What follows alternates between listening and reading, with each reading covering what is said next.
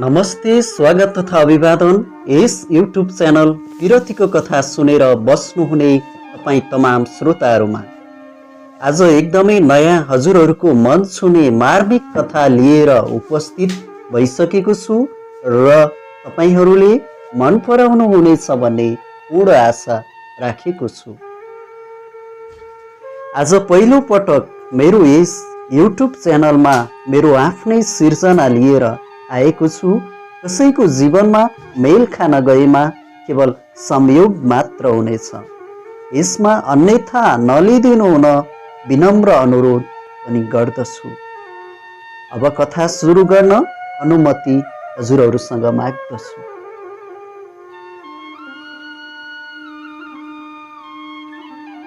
तिमीलाई नसम्झेको कुनै छिन छैन, खसालेर आँसु नरोएको कुनै दिन छैन। हो दादा, आजकल म उसलाई सम्झेर नरोएको कुनै दिन छैन। कहिले काहीँ त लाग्छ मेरो बागमा परेको हाँसो खुसी उमङ्गहरू त सकिसके, अब बाँकी छन् त केवल आँसु र रोदन। आज जिन्दगीले यो मोडमा लिएर आउँछ भन्ने मैले कहिल्यै सोचेको थिइनँ, तर तिमीले साथ छोडिदिँदा, तिमीले आफ्नो नसम्झिदिँदा मेरो यो हाल भएको छ। भागेर कहाँ जाउँ, आकाश यही छ, धरती यही छ, जहाँ गए पनि दुःख र पीडाले छाया जसरी पछ्याउँदो रहेछ। मेरो नाम अनुपमा खनाल हो। मेरो जन्म 2050 साल जेठ 11 गते धनगढीमा भएको हो। मेरो परिवारमा मेरो बाबाको छोरीको रहरले गर्दा 3 जना दादाहरू पछि पनि आमाले नचाहँदा नचाहँदै मेरो जन्म भएको रे। जुन दिन मेरो बाबा सबैभन्दा धेरै खुसी भएको दिन रे। सबैको रहरले जन्मिएको म घरमा सबैको आँखाको नानी थिएँ रे। गुडिया जस्तै राम्री थिए रे म सानोमा, त्यसैले मलाई दाइहरूले गुडिया भनेर बोलाउनुहुन्थ्यो। मलाई सानोमा केही कुराको अभाव भएन। मैले चाहेका हर भौतिक वस्तुहरू आवाजमा अनुवाद हुनुभन्दा पहिले घरमा आइपुग्यो। मेरो बाबाले मेरो मनको भाषा बुझ्नुहुन्थ्यो। हजुरबुबाको पालादेखि धनगढीमा धनी परिवारमा गनिने मेरो परिवार म जन्मेदेखि त झन् बाबाको पेसाले गर्दा सम्पन्नताको चरम बिन्दुमा पुगिसकेको थियो। त्यसैले त म बाबाको आँखाको नानी थिएँ। बाबा भन्नुहुन्थ्यो, छोरी तिमी त यस घरको लक्षण हौ, इज्जत हौ, मेरो प्रेरणा हौ, हौसला हौ। बाबाको कुरा सुनेर म मक्क पर्थेँ। मेरो बाबा म जन्मिनुभन्दा पहिलेदेखि नै सप्ताह महापुराणहरू वाचन गर्ने काम गर्नुहुन्थ्यो। म जन्मिएपछि त झन् बाबाको देशैभरि चर्चा परिचर्चा हुन थाल्यो, देशैभरि डिमान्ड बढ्न थाल्यो। बाबा आफ्नो पेसामा पूर्ण सन्तुष्ट हुनुहुन्थ्यो। म जन्मदा नै मेरो जेठो दादा डाक्टर पढ्न बङ्गलादेश गइसक्नु भएको थियो र माइलो दादा ज्योति इङ्ग्लिस बोर्डिङ स्कुलमा कक्षा 10मा पढ्नुहुन्थ्यो र मेरो पढाइको सुरुवात पनि माइलो दादा पढेको बोर्डिङ स्कुलबाट भयो। म पढाइमा एकदम राम्रो थिएँ। फर्स्ट सेकेन्ड नभए पनि म हरेक इक्जाममा टप 10 भित्र पर्दथेँ। म कक्षाको साथीहरू, सर मिसहरू सबैको प्रिय थिएँ। म 2 कक्षामा पुग्दा मेरो माइलो दादा र कान्छो दादा पनि कलेज पढ्नको लागि काठमाडौँ गइसक्नु भएको थियो। घरमा आमा र म मात्र हुन्थ्यौँ। बाबा त वर्षमा 3 महिना घरमा र 9 महिना सप्ताह पुराणमा हिँड्नुहुन्थ्यो।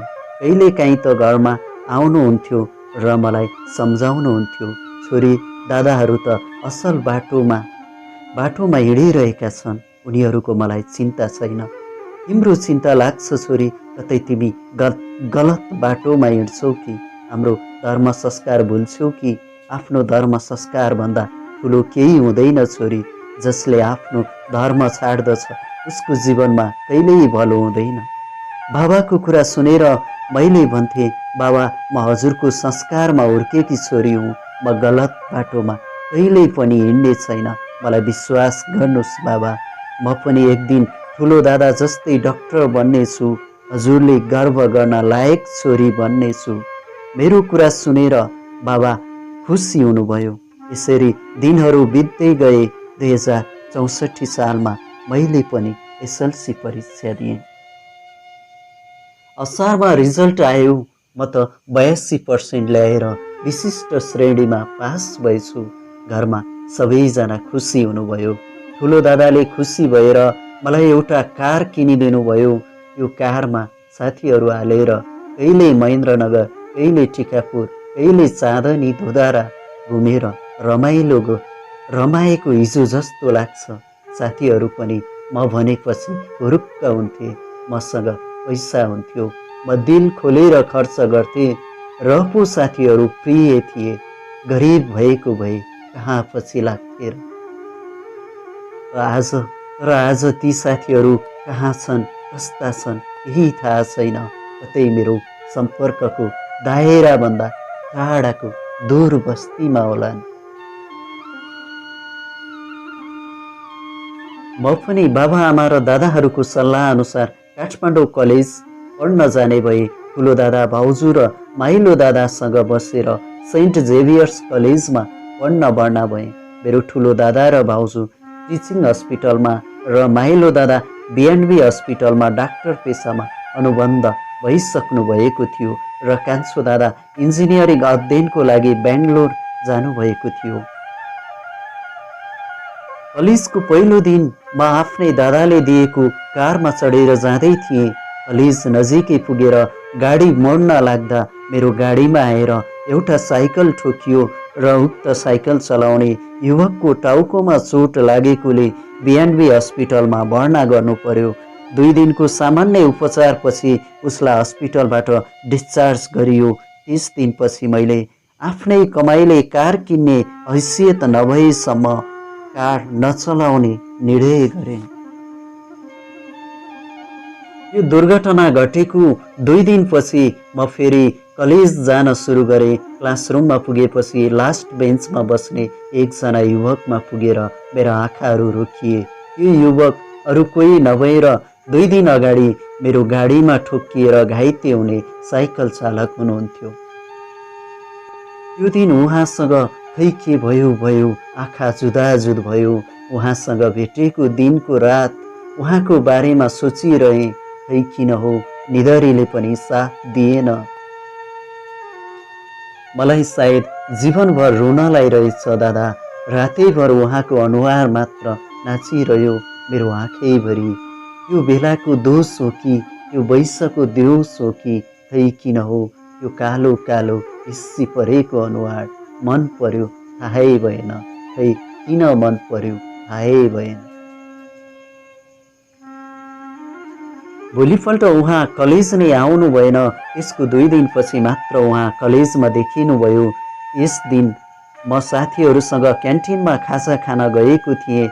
संयोग पनि कस्तो पर्यो भने सबै टेबलहरू प्याक थिए, मात्र एउटा टेबल उहाँ समोसा तरकारी खाइरहनु भएको थियो। हामी पनि त्यही टेबलमा बस्यौँ। उहाँको अनुहार हेरेँ, निराश थियो। उहाँसँग परिचयबाट कुराकानी अगाडि बढ्यो। उहाँको नाम राजन विक रहेछ र घर चाहिँ रूपन्देही जिल्लाको मर्चवार भन्ने ठाउँमा रहेछ।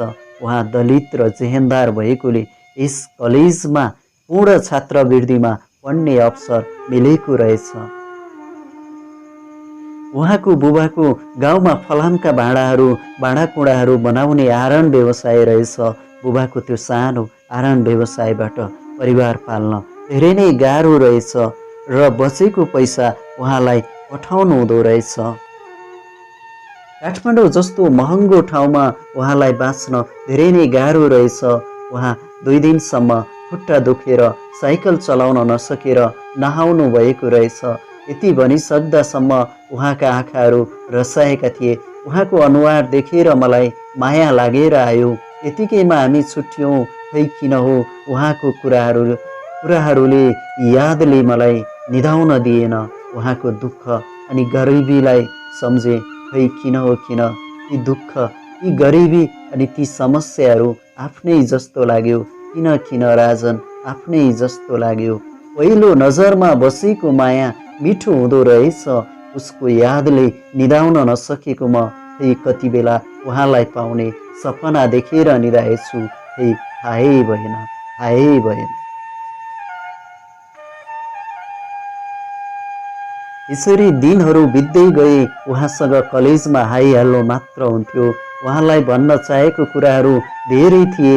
उहाँलाई मेरो मन मन्दिरमा सजाइसकेको थिएँ, मात्र भन्न सकेको थिइनँ। डर थियो कतै मेरो माया अस्वीकार हुन्छ कि भन्ने। प्रेमको युद्धमा होमिएको केटी म डराउनेवाला थिइनँ। समयको पर्खाइमा थिए। प्रेम गर्नेहरूको विशेष दिन अर्थात् भ्यालेन्टाइन डे नजिक आइसकेको थियो। त्यो दिन बिहानै फोन गरेँ मेरो राजनलाई, आज वनस्थलीको बाटो आउनुहोस् न है, म हजुरलाई कुरिरहन्छु भन्दै फोन राखेँ। उहाँ बिहानै वनस्थली चोक आइपुग्नुभयो।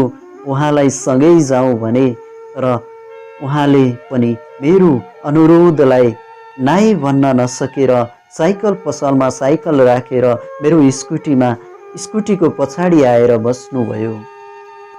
मैले कोटेश्वर हुँदै जाने भनेर स्कुटीलाई मोडाएँ। कोटेश्वर पुगेपछि मैले नगरकोटतिर जान अनुरोध गरेँ, तर उहाँले क्लास छुट्छ नाइ भन्नुभयो।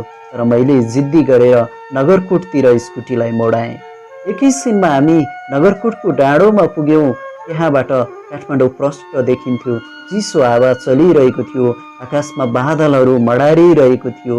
उहाँलाई मैले आफ्नो गमलामा मलजल गरेर हुर्काएको गुलाबको फुल दिएर माया गर्ने, मन पराउने कुरा गरेँ। तर उहाँले मेरो मायालाई अस्वीकार गर्नुभयो।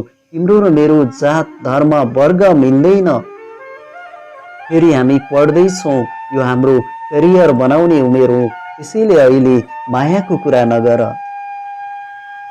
तिमी बाहुनको छोरी, म कामीको छोरा। तिमी हिन्दू धर्म मान्छौ, तर म क्रिस्चियन धर्म मान्छु। तिमी धनीको छोरी, म गरिबको छोरा। के हाम्रो जोडी मिल्ला र? हाम्रो सम्बन्ध समाजले स्वीकार गर्दैन अनु। तिमी मायाको सपना नदेख। सपना र भावनामा जिउन सजिलो होला, तर यथार्थमा जिउन धेरै नै गाह्रो छ। त्यसैले सपनाको महल नबनाऊ भनेर सम्झाउनु भयो।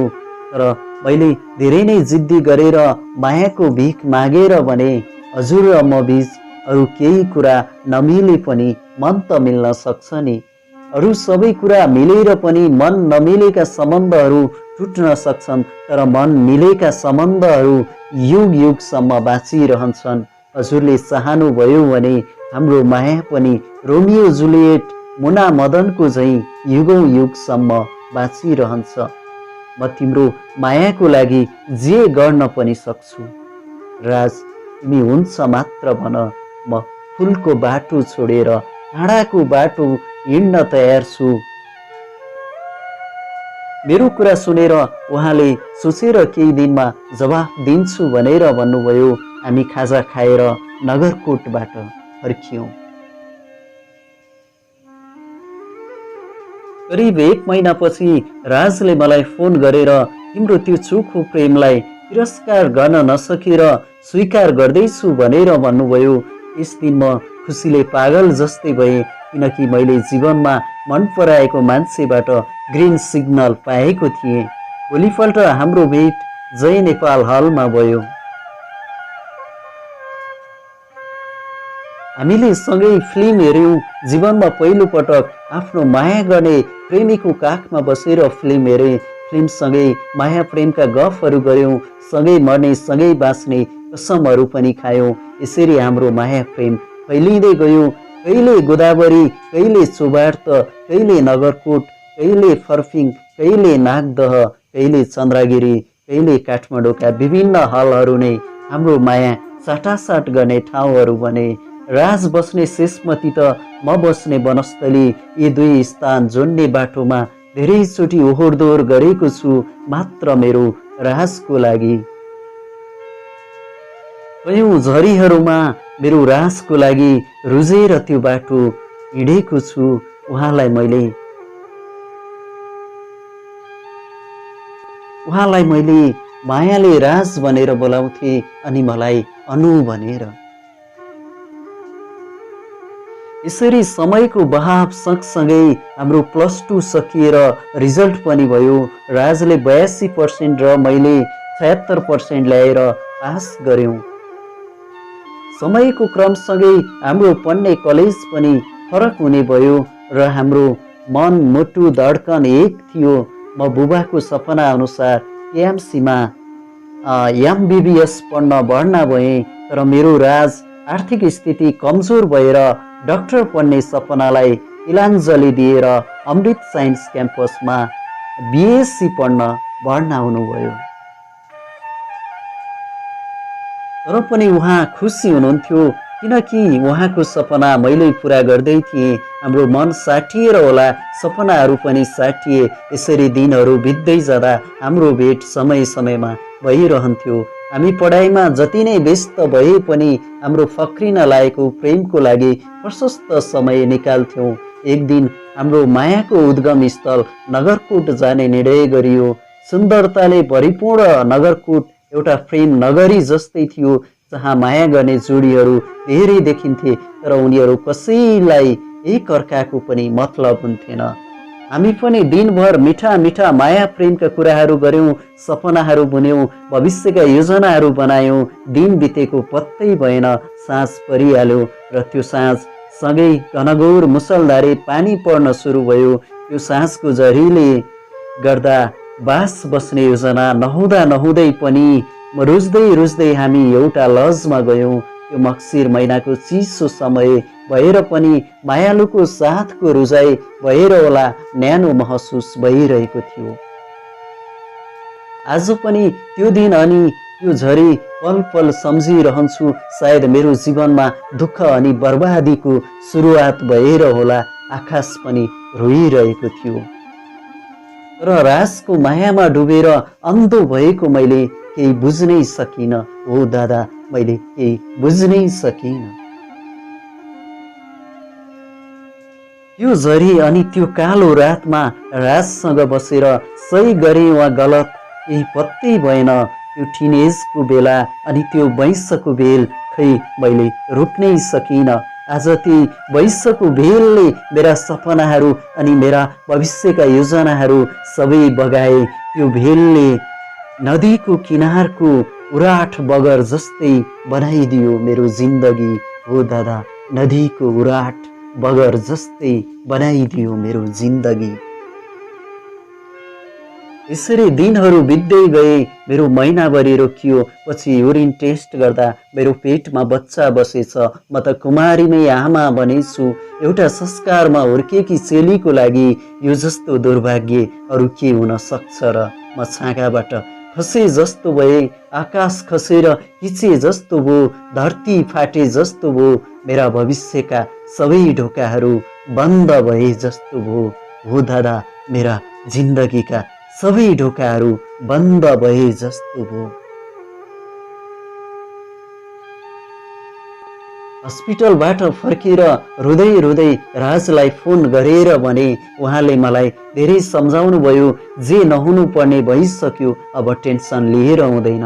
अहिले हामी करियर बनाउँदैछौँ। बिहे गर्न पनि गाह्रो छ, त्यसैले हाम्रो इज्जत र करियरको लागि पनि एमर्सन गर्नुपर्छ भनेर भन्नुभयो। गल्ती त हामीबाट भएकै हो, तर सजाय किन यो पेटमा रहेको बच्चालाई दिउँ? यसको संसार देख्न पाउने अधिकार हनन गरेर मलाई पापिनी आमा बन्न मन लागेन, तर जन्माउने पनि कसरी त?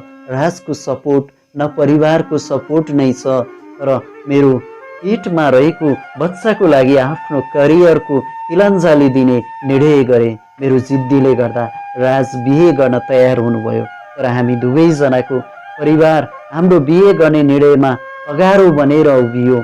परिवारको अवरोध हुँदाहुँदै पनि हामीले चर्चमा गएर राजको धर्म अनुसार बिहे गर्यौँ। बिहे गरेको दिनदेखि मेरो लागि माइतीको ढोका सदाको लागि बन्द भयो। म माइतीको लागि मरे तुल्य भएँ। म बाहुनीबाट कमिनी भएँ। अब मेरो हातको पानी पनि नचल्ने भयो। मैले मेरो पेटमा रहेको बच्चा र प्रेमको लागि आफ्नो परिवार, जात, धर्म, करियर सबै कुराहरू छोडेको थिएँ।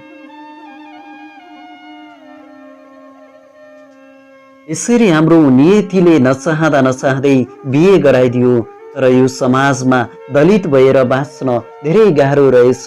जातीय छुवाछुत त कागजको पानामा मात्र अटेको रहेछ। समाजमा त आजको दिनसम्म पनि कायमै रहेछ। यहाँ मान्छेले एउटा कुरा बोल्दा रहेछन्, व्यवहारमा अर्का कुरा गर्दा रहेछन्। हामी बसेको घर एउटा नाम चलेको क्रान्तिकारी नेताको थियो। उसले भाषण गर्दा अब नेपालबाट जातीय छुवाछुत हटिसक्यो भन्थ्यो। र दलितको भोटले चुनाव जित्थ्यो।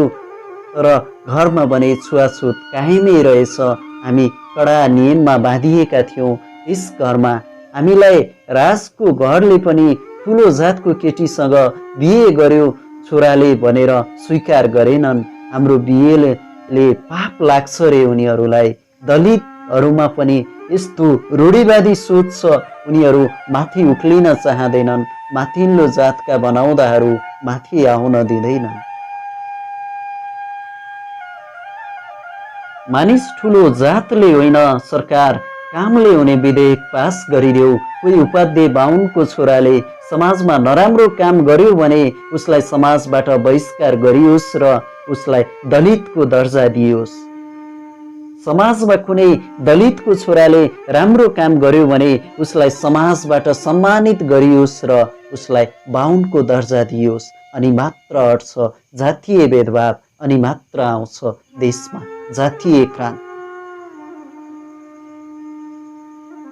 यसरी समाजको, परिवारको, माइतीको, साथीहरू सबैको तिरस्कार ग्रहण गर्दै हाम्रो माया फक्रिँदै थियो। मायामा त एउटा अनौठो शक्ति हुँदो रहेछ। जतिसुकै दुःख कष्टमा पनि हाँसेर जिउन सकिँदो रहेछ।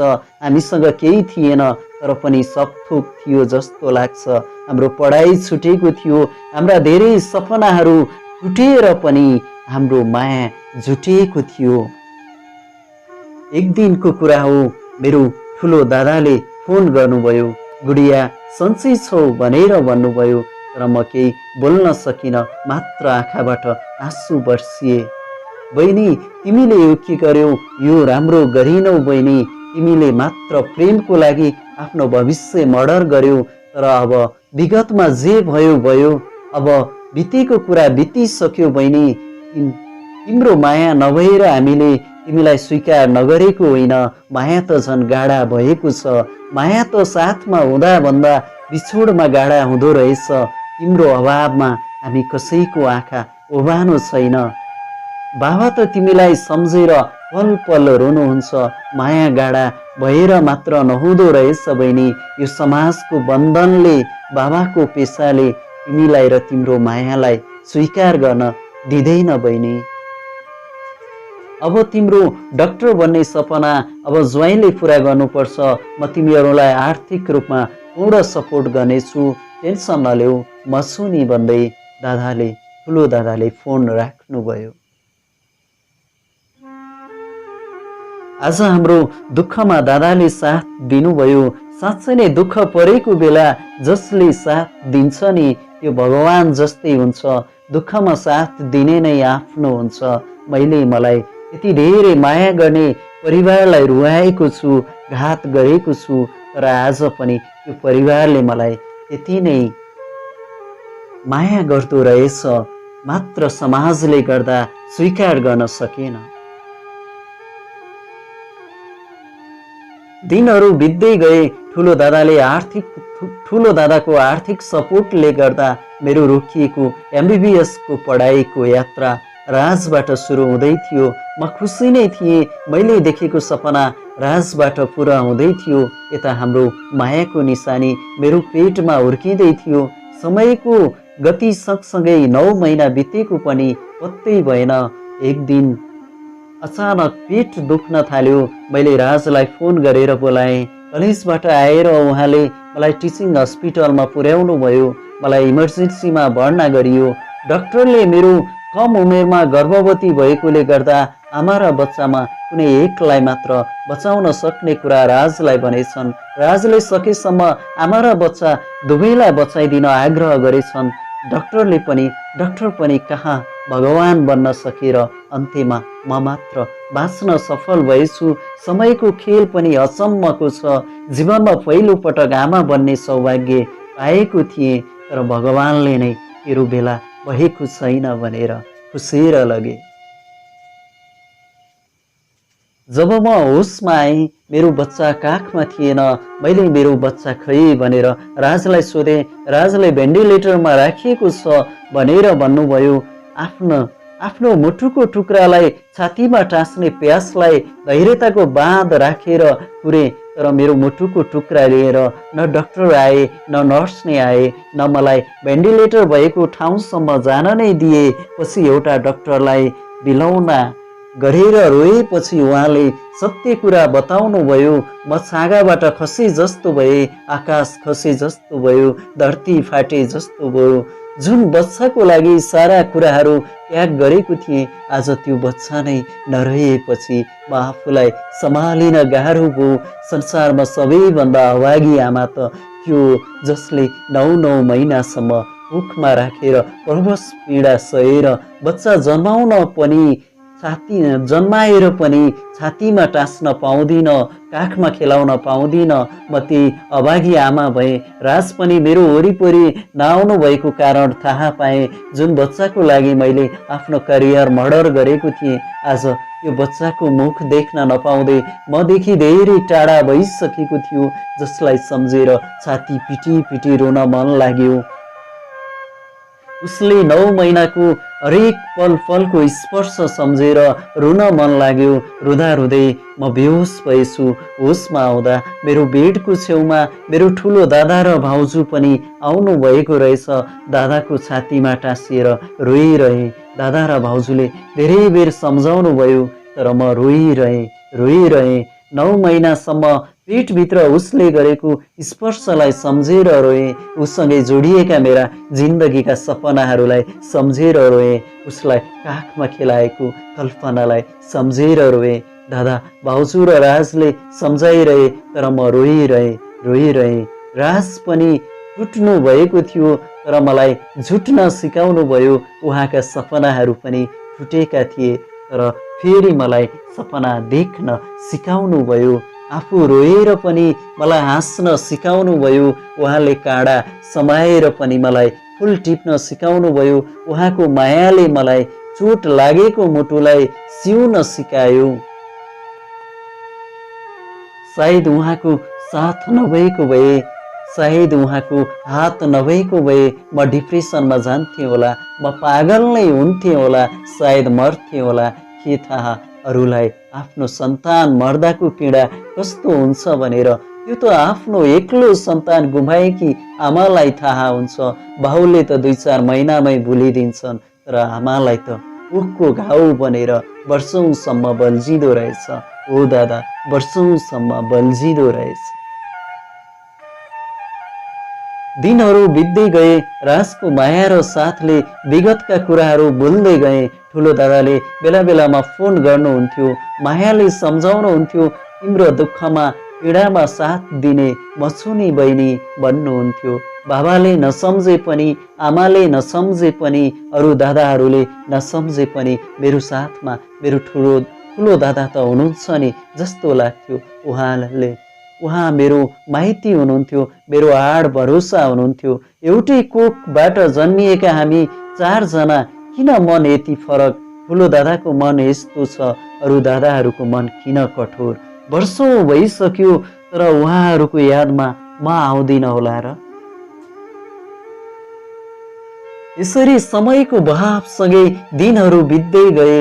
मैले पनि जिन्दगीमा हरेस खानु हुँदैन, केही गर्नुपर्छ भनेर अमृत साइन्स क्याम्पसमा बिएससी पढ्न सुरु गरेँ। यता मेरो पढाइ सुरु भएको थियो, उता राजको एमबिबिएसको पढाइ अन्तिम वर्षमा पुगेको थियो। हामी दुवैजनाको पढाइ राम्रो थियो। मेरो भन्दा पनि राजको पढाइ एकदम राम्रो थियो। उहाँ कलेजको टपर हुनुहुन्थ्यो।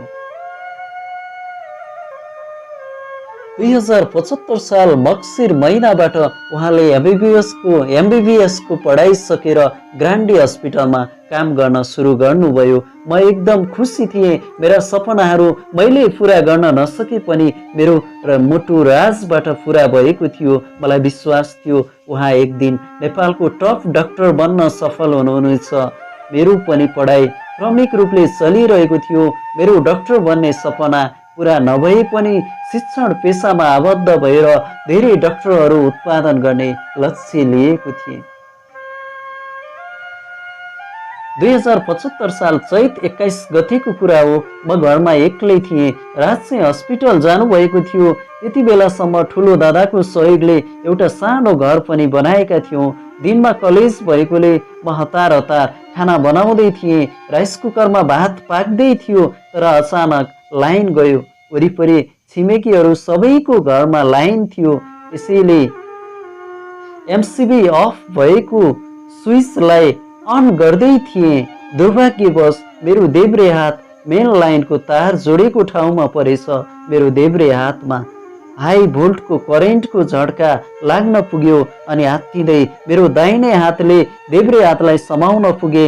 मेरो दुवै हातमा करेन्टको झड्का लागेर जल्दै थिए। म चिच्याउँदै रुँदै बेहोस भएछु। यसरी नजिकैको छिमेकीहरूले मलाई ग्रान्डी हस्पिटलमा पुर्याएछन्। म होसमा आउँदा मलाई आकस्मिक कक्षमा राखिएको रहेछ। मेरो छेउमा राज सेतो कोटमा आँखाभरि आँसु लिँदै उभिनु भएको रहेछ। मेरो आँखा खुलेको देखेर यो सब के भयो अनु तिमीलाई भनेर भन्नुभयो। मैले केही बोल्न सकिनँ, मात्र आँखाबाट आँसुहरू झरिरहे। म हस्पिटलको बेडमा लम्पसार परिरहेको थिएँ। सलाइन पानी चढाइएको थियो। दुईवटै हात र शरीरको विभिन्न ठाउँमा जलेकोले भतभत पोलिरहेको थियो। मेरो आफ्नो अवस्था देखेर आफैलाई दया लागेर आयो। किन भगवानले मलाई एकपछि अर्को दुःख दिन्छ? मलाई किन खुसी देख्न सक्दैन? मेरो जीवनमा खुसीहरू त आउँछन्, तर 2 दिनको पाहुना बनेर जान्छन् र दुःख पीडाले छाया जस्तै पछ्याइरहन्छन्। दादा, सायद मेरो भागमा आँसु र पीडाहरू नै रहेछन्। गल्ती त मबाट भएकै हो। पहिलो गल्ती कम उमेरमा गर्भवती हुनु, अनि दोस्रो गल्ती नजानेको काम गर्न खोज्नु। सायद मान्छेहरू मैले जस्तै गल्ती आफू गर्छन् अनि दोष चाहिँ भगवानलाई दिन्छन्। 1 दिन 2 दिन गर्दै हस्पिटलको बसाइ 6 दिन भएछ। 6 दिनसम्म मेरो राजले डाक्टर भएर पनि नर्सले चाहिँ हरपल मेरो केयर गरेर बस्नुभयो। सायद माया गर्ने मान्छे साथमा भएर होला। माया गर्ने मान्छेले मलमपट्टी लगाइदिएर होला। घाउको दुखाइ पनि कम हुँदो रहेछ। तर मेरो घाउ झन जटिल बन्दै गयो। मेरा जलेका हातहरूले गर्दा शरीरलाई नै खतरा आउने स्थिति आयो। अन्त्यमा खतराबाट मुक्त हुनको लागि मेरा दुईवटै हातहरू काटियो। जब म होसमा आएँ, मेरा दुईवटै हातहरू थिएनन्। म भक्कानिएर रोएँ। जति रोए पनि, जति आँसु खसाले पनि मेरा हातहरू फर्केर आउँदैनन्। म शारीरिक सपाङ्गबाट पूर्ण रूपमा अपाङ्ग भइसकेको थिएँ। आमाले भन्नुहुन्थ्यो, 6औं दिनमा भाबीले जे लेख्यो त्यो भएरै छाड्छ रे। सायद भाग्य लेख्ने विधाताले मेरो हात लेख्न भुलेछन्। त्यसैले त आज मसँग हात छैन। कसैले पछाडिबाट आएर मेरो आँखाको आँसु पुछिदियो। त्यो हात अरू कसैको नभएर मेरो राजको थियो। अरू को नै थियो र मेरो दुःखमा आँसु पुछिदिने? उही एउटा राज नै त हुनुहुन्थ्यो। कहिले काहीँ मलाई दुःख परेको बेला भगवान जसरी आउने, मेरो ठुलो दादा पनि 5 वर्षको लागि एमडी गर्न रसिया जानुभएको थियो। कहिले काहीँ फोन त गर्नुहुन्थ्यो।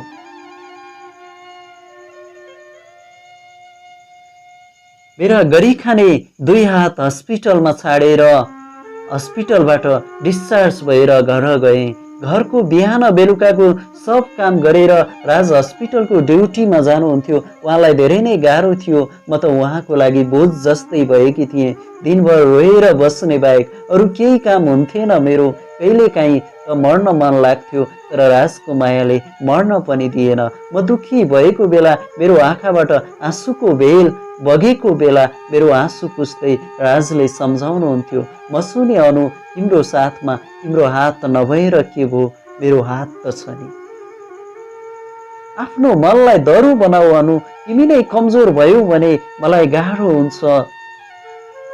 म आज जे छु जस्तो छु तिम्रै कारणले छु अनु, तिम्रो मायाले बाँचेको छु।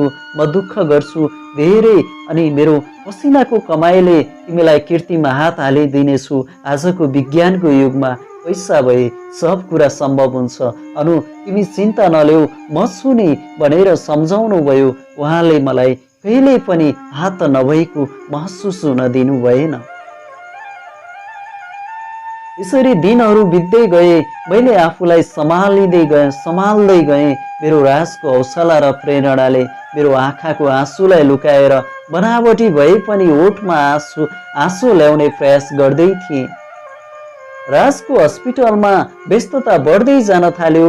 राजले मेरो हेरचाह गर्न नभ्याएपछि मेरो लागि सहयोगी भएर गाउँबाट राजकी बहिनी आइन्। बहिनी आएपछि राज पनि घर जान आउन थाल्नुभयो। सुरुमा त राजकी बहिनीले मलाई माया गर्थिन्, केयर गर्थिन्, तर पछि समय सँगसँगै रिसाउने झर्किने गर्न थालिन्। राजले पनि त्यस्तै व्यवहार देखाउन थाल्नुभयो। बहिनीको व्यवहार भन्दा पनि राजको व्यवहारले मन दुख्न थाल्यो।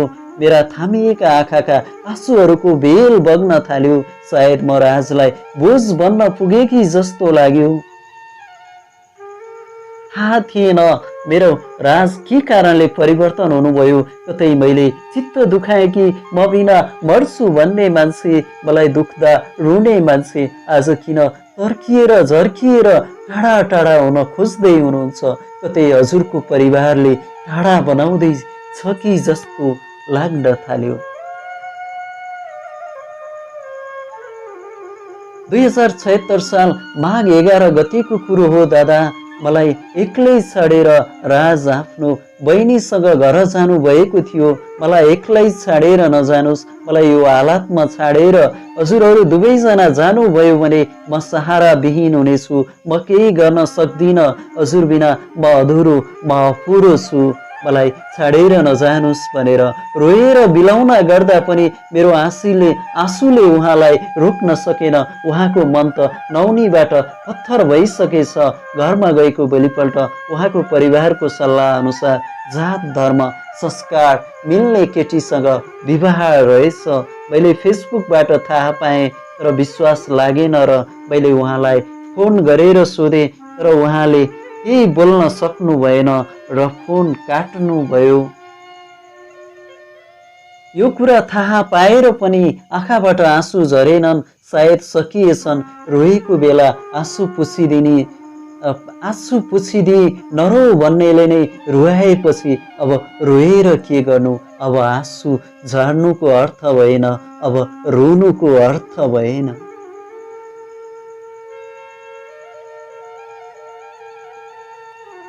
कुनै दिन त भन्नुहुन्थ्यो, तिमी त मेरो मुटु हौ अनु, तिमी त मेरो मुटुको धड्कन हौ। तर आज ती धड्कनले साथ छोडिदिँदा मेरो के हाल भएको छ। के हजुरले कहिल्यै सोच्नुभयो धड्कन बिना कोही बाँच्छ भनेर? हजुरले कहिल्यै सोच्नु भएन राज। जब मसँग सबै कुरा थियो हजुर मेरो साथमा हुनुहुन्थ्यो। आज म रित्तो छु, मसँग केही छैन, म एकदम एक्लो छु। म एकदम रित्तो छु, म एकदम एक्लो छु। आज यो अवस्थामा हजुरले मेरो साथ छोडेर पराईको सिउँदो रङ्गाउन जानुभयो। हजुरलाई धेरै बधाई छ। जहाँ हुनुहुन्छ, जस्तो हुनुहुन्छ, हजुरलाई हरपल खुसी मिलोस्। भगवानसँग प्रार्थना गर्छु कि हजुरलाई मलाई जस्तो दुःख पीडा कहिल्यै नपरोस्। हजुरको जीवनमा आगमन भएको मान्छेले मैले भन्दा पनि धेरै माया गरोस्। मेरो साथ छोडेर गए पनि उनको साथ छोडेर मलाई जस्तो नरुहाउनु है राज। म त आज जिउँदो लास भएको छु, बाँचेर पनि मरे जस्तै छु। हिजोसम्म खुसी थिएँ, मेरो आँखामा खुसीका बहारहरू थिए, हजुरसँग देखेका सपनाहरू थिए, तर आज मेरो आँखामा आँसु सिवाय केही छैन राज। तर आज यही आँसु पुछ्ने हात छैन, हिजोसम्म त हजुरको हात थियो, तर आज साथ छोडिदिनु भयो। कस्तो होला राज, मलाई मरुँदा मेरो आँसु पुछिदिने मसँग हात छैन। रुने मान्छेलाई आँसु पुछिदिने हात भयो भने पनि केही राहत हुन्छ भन्छन्, तर मसँग त यही हात पनि छैन। म रित्तो छु राज, रित्तो छु। मसँग हजुर हुनुहुन्छ, न हजुरको साथ छ, न अरू आफन्त साथीहरूको नै साथ छ। सुखमा रहेछ, हुँदामा रहेछ, सबैले साथ दिने राज। दुःखमा र रित्तिदा त कसैले पनि साथ दिँदा रहेनछन्, मात्र मलाई मेरो छायाले साथ दिएको छ। म जहाँ गए पनि मलाई मेरो छायाले साथ छोडेको छैन। आज मेरो दुःख पीडा सबै मेरो छाया जस्तै भएको छ।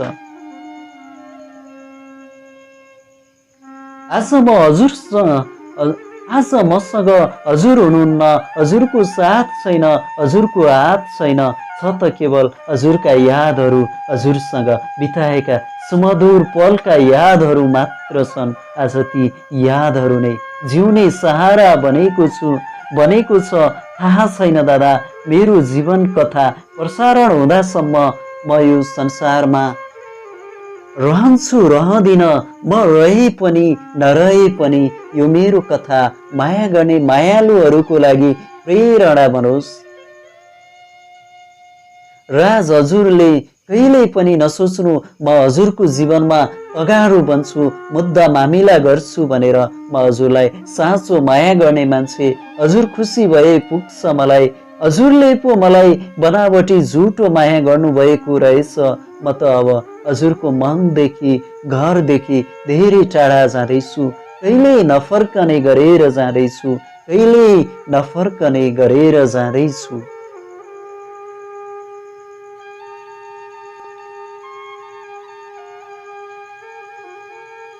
यस कार्यक्रममा केही कमी कमजोरीहरू भएमा कमेन्ट गरिदिनुहोला, मन परे ताली दिनुहोला, नपरे गाली दिनुहोला। आगामी दिनमा हजुरहरूको सल्लाह सुझावलाई आत्मसात गर्दै सुधार्दै जानेछु। हजुरहरूले यस च्यानलको अरू पनि पिरतीका कथाहरू सुन्नका लागि यस च्यानललाई सब्स्क्राइब, लाइक, सेयर पनि गरिदिनुहोस् न ल।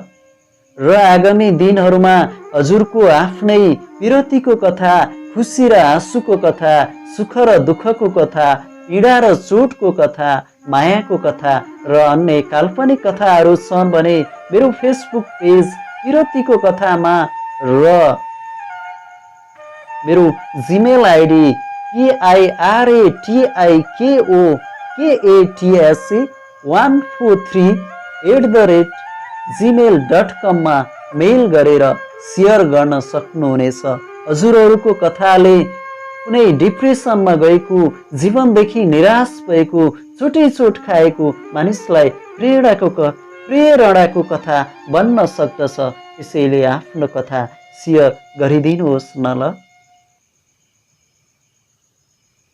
समाप्त।